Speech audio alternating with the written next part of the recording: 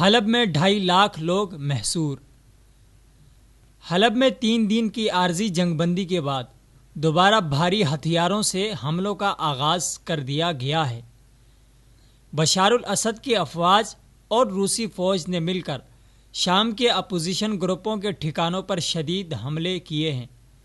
روس نے انسانی ہمدردی کے نام پر عارضی جنگ بندی کا اعلان کیا تھا، جو فقط 3 دن پر مشتمل رہی۔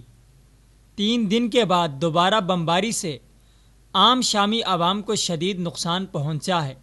جنگ بندی کے بعد ہونے والے حملوں میں جنوب اور مغربی حلب کو نشانہ بنایا گیا ہے، جہاں اپوزیشن نے بھی بھرپور جوابی کارروائی کی، جس کے بعد اب تک شدید لڑائی جاری ہے۔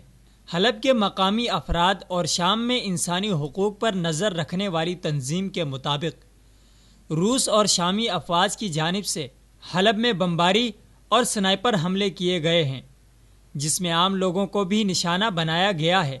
انسانی حقوق کی تنظیم کے مطابق دوبارہ لڑائی کے آغاز کی وجہ سے اب بیماروں اور زخمیوں کو طبی امداد بھی فراہم نہیں کی جا سکتی۔ جنگ کا نشانہ بننے والے علاقوں میں عام امدادی سامان کے علاوہ اشیاء خوردونوش بھی پہنچانا ممکن نہیں۔ شامی افواج امدادی سامان پہنچنے نہیں دے رہیں، جبکہ اس کے ساتھ ہی حلب میں 2.5 لاکھ سے زائد لوگ محصور ہیں، جنہیں شہر سے باہر نکلنے نہیں دیا جا رہا۔ عارضی جنگ بندی کے دوران شہر سے باہر نکلنے کے 8 راستے بنانے کا دعویٰ کیا گیا تھا، تاہم انسانی حقوق کی تنظیم کا کہنا ہے کہ فراہم کردہ رستوں کے باوجود حلب کے مکین شہر سے باہر نہیں جا سکے، کیونکہ ان راستوں میں شامی افواج کی جانب سے شیلنگ اور فائرنگ کی جا رہی تھی۔ علاقے سے نقل مکانی کرنے کے خواہش مند کئی لوگ شہر سے باہر نکلنے کے لیے آئے، لیکن شیلنگ اور فائرنگ حملوں کی وجہ سے باہر نہیں نکل سکے۔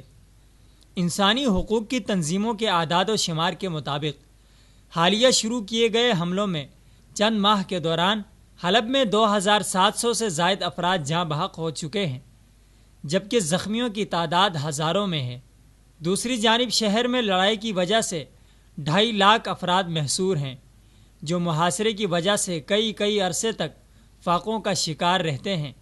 چھوٹے بچے، ضعیف بزرگ اور خواتین فاقوں کی وجہ سے موت کے منہ میں چلی جاتی ہیں، جبکہ زخمی ہونے والے افراد امداد کی عدم فراہمی کے باعث جانیں گنوا بیٹھتے ہیں۔